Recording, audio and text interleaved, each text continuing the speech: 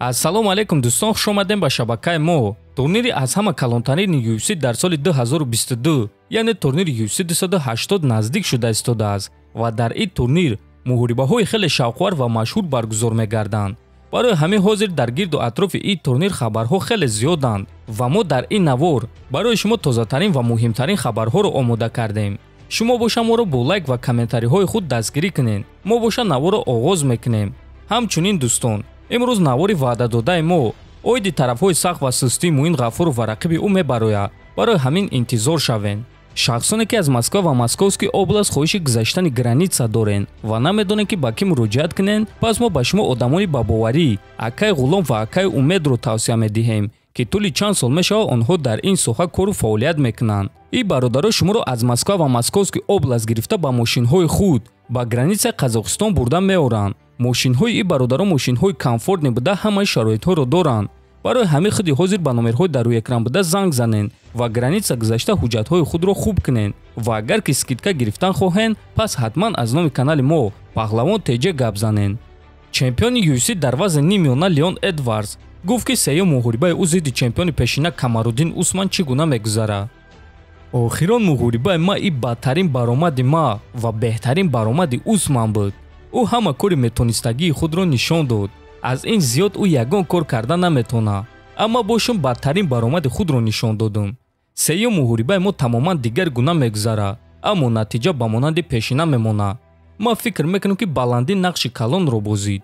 мо ҳама корро кардем то ин ки ин кор рух надиҳад, аммо кишвари ма дар пастӣ аст. муҳориба бошад дар кишвари баланд гузашт ва ма боду ҳаворо хуб иваз карда натавонистам.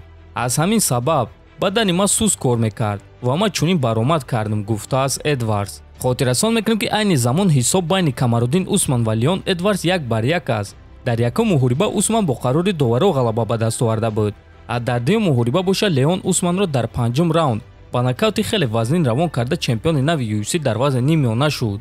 акнун онҳо бояд ки сеюм маротиба вохӯранд ва дар ин қувваозмоии худ нуқта гузоранд. чемпиони UFC дар вазни ним сабук Александр Волкановский эълон кард ки ӯ расман ҷангвари эҳтиётӣ дар муҳорибаи Ислам ва Оливейра шуд. ин чиз расмӣ аст. ма ҷангвари эҳтиётӣ барои муҳорибаи унвони вазни сабук шудам. дар Абудаби вомехӯрем. ма ба UFC занг задам ва гуфтам ки чӣ мехоҳам.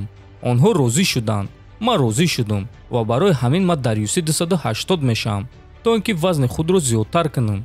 мебинем ки чӣ гап мешавад. агар ки ягон кас дар ин муҳориба баромад карда натона, ма тайёр мешавам то ин ки ба муҳориба баром. агар муҳориба баргузор гарда, пас ба ма кафолат доданд ки ма рақиби навбатии ғолиби муҳорибаи Ислам Махачев ва Чарлз Оливейра мешавам ва барои камарбанди вазни сабук муҳориба мегзаронам, гуфтааст Волкановский. хотиррасон мекунем ки муҳорибаи Ислам Махачев ва Чарлз Оливейра аллакай рӯзи 22 октябр дар турнири UFC 280 дар Абудаби баргузор мегардад ва муҳорибаи асосии турнир шуда муҳориба барои камарбанди вазни сабуки UFC хоҳад шуд. бояд гуфт ки вақтҳои охир Чарлз Оливейра дар вазн камкунӣ проблемаҳо пайдо карда истодааст ва агар ки мабодо раваду Чарлз Оливейра ё ин ки Ислам Махачев ба муҳориба баромада натонанд, пас Александр Волкановский ба ҷои онҳо мебарояд. дар ин турнир ҳамчунин ду тобови ҷангвари вазни сабуки UFC Бенил Дарюш ва Матеуш Гамрот баромад мекунанд ва аз аввал ҳама фикр карданд ки яктое аз онҳо ҷангвари эҳтиётӣ мешаванд, аммо акнун чӣ хеле ки мебинем, UFC чунин имкониятро ба Александр Волкановский доданд. худи Матеуш Гамрот боварӣ дорад ки Бенил Дарюшро шикаст медиҳад, а Ислам Махачев боша Чарлз Оливейраро шикаст медиҳад ва баъд онҳо барои камарбанд меҷанганд. ма ҳиссиётҳои хуб дорам оиди муҳориба бо Ислам Махачев. ин муҳориба орзуи ман аст. аз ҳамон рӯзе ки ма ба муҳорибаҳои омехта машғул шудам, ма ҳаракат мекардам ки бо беҳтаринҳо муҳориба гузаронам. Ислам бешубҳа беҳтарин ҷангвар дар вазни сабук аст. ма фикр мекунам ки ӯ чемпиони оянда аст. фикр мекунам ки муҳорибаи мо бо ӯ аз ҳама калонтарин муҳориба дар таърихи Европа хоҳад шуд, гуфтааст Гамрот.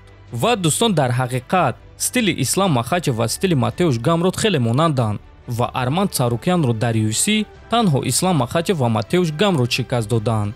ва дӯстон, Ислам Махачев аз дигар рақибони худ як бартарии калон дорад ки ин бартарии ӯ чемпиони пешинаи UFC Ҳабиб Нурмагомедов аст ва худи Ҳабиб шаби гузашта ана ҳамин аксро гузошта чунин навишт: рӯзи 22 октябр дар турнири UFC 280 ин 4 нафарро ма ба қафас мебарорам.